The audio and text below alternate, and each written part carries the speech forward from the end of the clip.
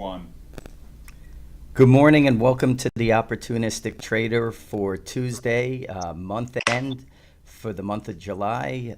The month in general has been positive for equities, although the Nasdaq has come off about 3% from its high, maybe about 4, and the FANGs are down anywhere between 5 and 12% from their highs. They're considering it a bear market, but if you look at most of these equities, they're up close to 30 to 50% on the FANG. So it's an interesting take, and we're in an interesting situation. Obviously, today waiting on Apple's earnings, which come after the close. Looking at Apple in general, what I like to do is look at the straddle to price percentage move. We do that in all of the products that we trade. We look at that to gauge volatility and to basically assess the amount of size that we would want to put on in a position, looking for certain moves for that trading day. And looking at Apple today, right around the 90 strike where the stock is, the puts and calls are pricing at $4 each, which is $8 on a $200 name. So they're looking for under a 5% move, which, looking in general over the history of Apple, looks a little bit light. I've traded it for many years, and usually it's pricing between 7 and 10%. So we're going to keep an eye on that.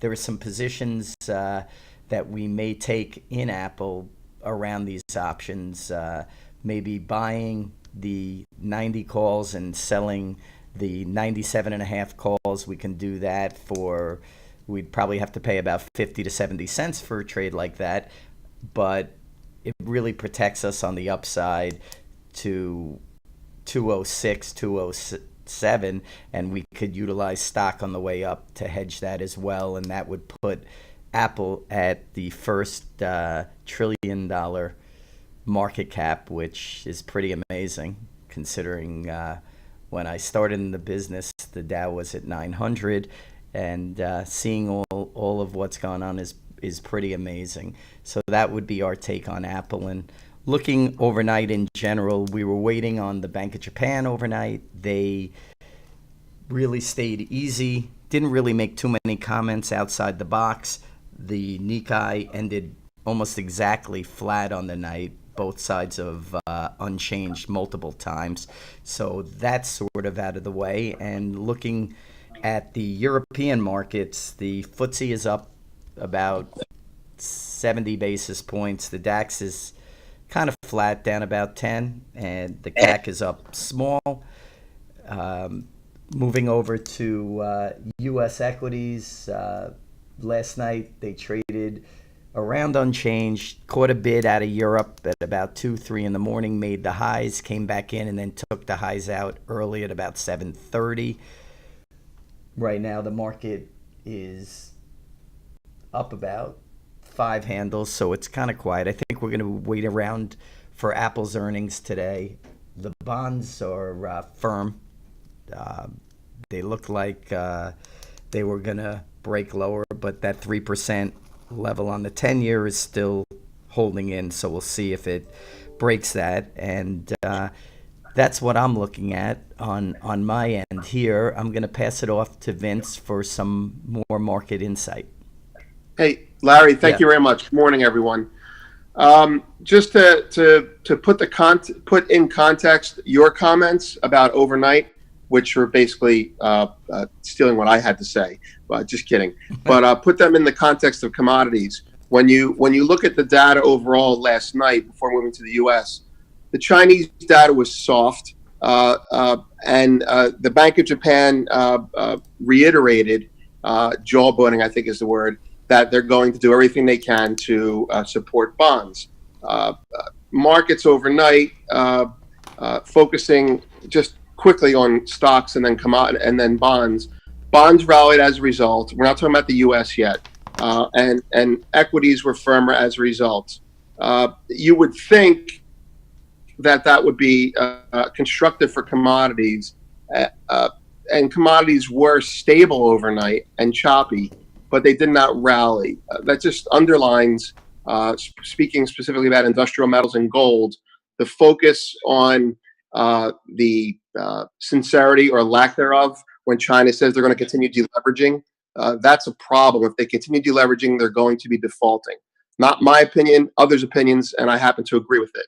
Moving into the U.S. hours, you had gold lingering above a very important support level. You had oil right below what I believe to be an important resistance level. And the U.S. data at 8:30 comes out. The dollar continues to weaken. Our bond market did not like that information that came out.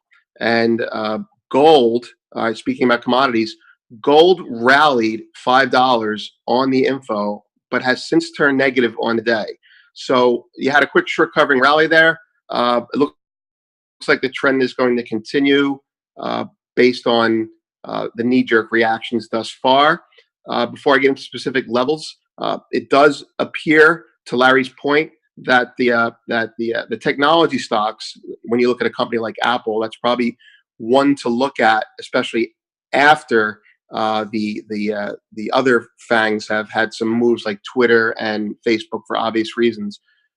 When you look at the percentage of them holding our stock market up compared to say Europe, you could actually start to see a divergence in Europe and American stocks if our technology markets keep dropping.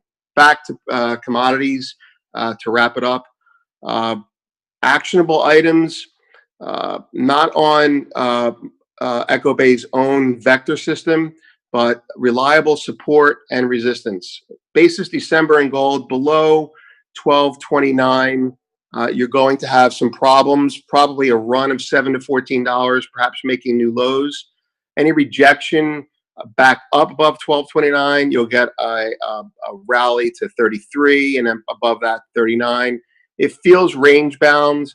Yes, there are a lot of shorts in the precious metals and the industrial metals markets, but nothing. There doesn't seem to be a catalyst that's going to make them move. WTI, on the other hand, if commodities are being punished, the WTI continues to be the tallest pygmy, so to speak, as it does benefit from geopolitical tensions. That said, it seems to have finally buckled, and below levels, I'll let experts on oil speak to that more, but below certain levels, it does seem like we're in a sell rally as opposed to buy dips.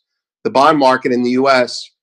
Is not helping to this morning the stock market. So what rally started last night in the U.S. stock market that was my phone. I'll mute it next time. What stock market rallied in the U.S. last night based on Asian sympathy is probably going to meet U.S. domestic pressure as we go forward. I hope that helps. Thank you. Say that again. Am I on? Thanks, Vince. Can you hear me? Hello?